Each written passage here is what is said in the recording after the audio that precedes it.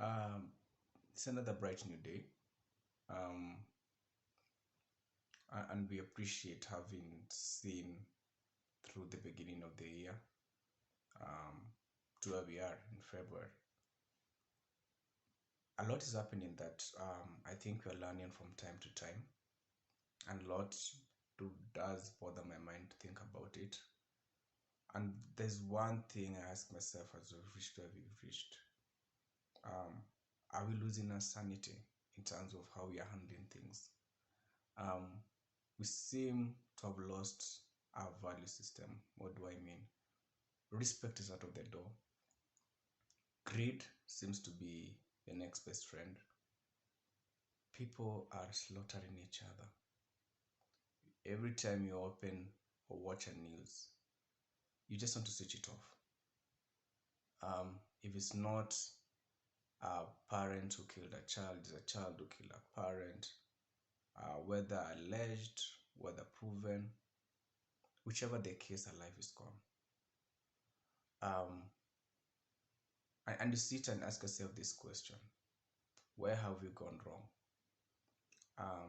Students with unrest, teenagers um, cannot be told, and you tell them, and it's turning into something you've never seen. When you hear a class 6 kid uh, beat up 3 teachers, we're talking about an average age of between 11 to 12, being able to rough up um, ladies and gentlemen at the age of 34 or 40. And here we're just talking average. Begs the question, where have we gone wrong? Where did the rot start? Was it in our homes? Was it in school? Was it um, when teenagers are around each other? But the problem is, if we do not discuss these issues, this becomes something that to be bred within the system. And who is society? Society is us. Society is every character brought together at the end of the day from whatever background, and we feed into each other. The question is, what do we feed into each other? What are we bringing on the table that's going to make a difference? Does it not concern you and I to see what we're seeing right now? Parents giving up everything they had to take their children to the best of schools, selling everything, and being told their children have to come back and they have to pay for the damages caused. And if your child moves to another institution, well, they have to account for whether your child was guilty or innocent. And here I'm really talking about the ones who are even actually innocent. Let's go to the guilty ones. How did they arrive or where they arrived? Is it what they listen to? Who talks to them? Who is the inspiration? So let's say it's who they listen to. What's the character? Let's say what they watch. What does that character, that personality bring on the table? And then we break it down. Where are the parents? Where are the siblings? Because what you're having right now is a blame game between the teachers, parents, but also have siblings in between who could bring a change within their families to their own young ones. We have relatives, but sadly we do know much about relatives, whereby instead of bringing, they destroy. Why do we, most of us, learn alcohol? Family events will bring the alcohol, same relatives. So for how long will we sit and watch our generations pass by, one destroyed after the other? We tell them day and night that they're the future leaders, but are we seeing what's happening right now? What future are we talking about? Where kids can kill each other the way we have all seen, where we are seeing kids being able to bring so much unrest that you beg the question, where are we going wrong as individuals, as families, as a country? Because at the end of the day, a family is raised, a nation, sorry, is raised from a family. And if we don't sort the issue within our homes, we release them to what? Society. What is society? Different people from different backgrounds will come together and affect each other on ideologies, opinions, whichever way we choose to look at it. By the end of the day, we all affect each other. I didn't learn technology until someone else taught me technology. I never knew there's something called a smartphone until someone showed me a smartphone. And also because I saw it. You see it in a movie, you see it in a program, you see it. So three-quarters of the things we've come to learn is because we've watched, we've viewed, and then we had an interest. We have the internet. It has its benefits, but begs on what you're looking for. It's a wide area. Are we keen on where our teenagers, are we keen on our kids, what they watch, who we bring into our homes, your so-called friends or relatives? What value do they bring to your children? Do you sit with your kids and take a bottle of wine in front of them?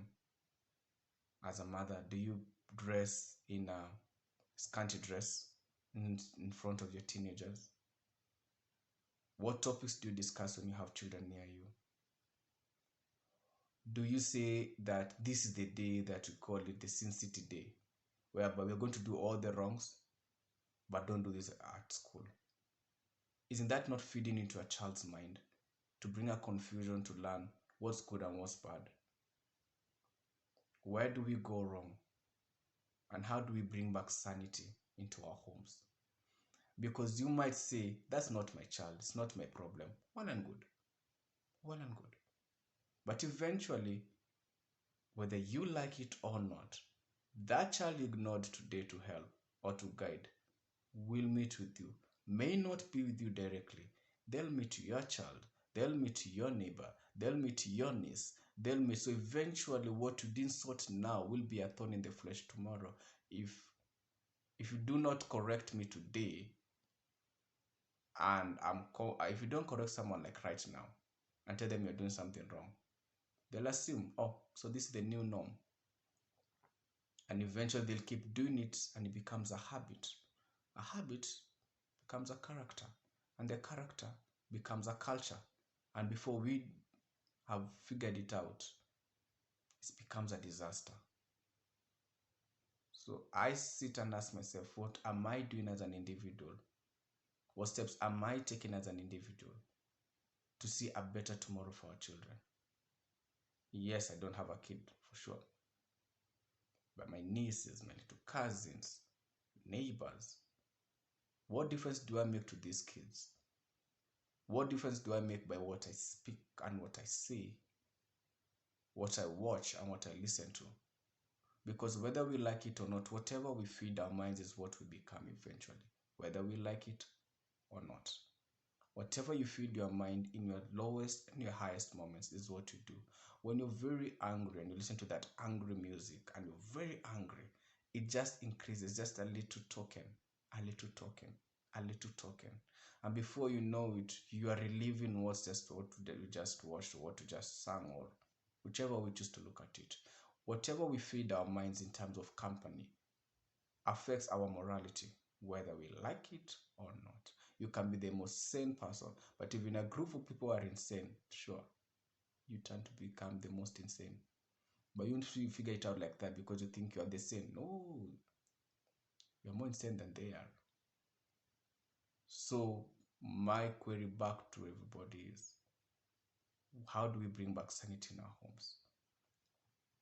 Because now we need to start discussing the topics that we fear, that we say they're very controversial.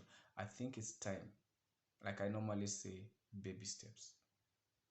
Because if we don't talk about the vices, the evil that's in this world, in society, who will?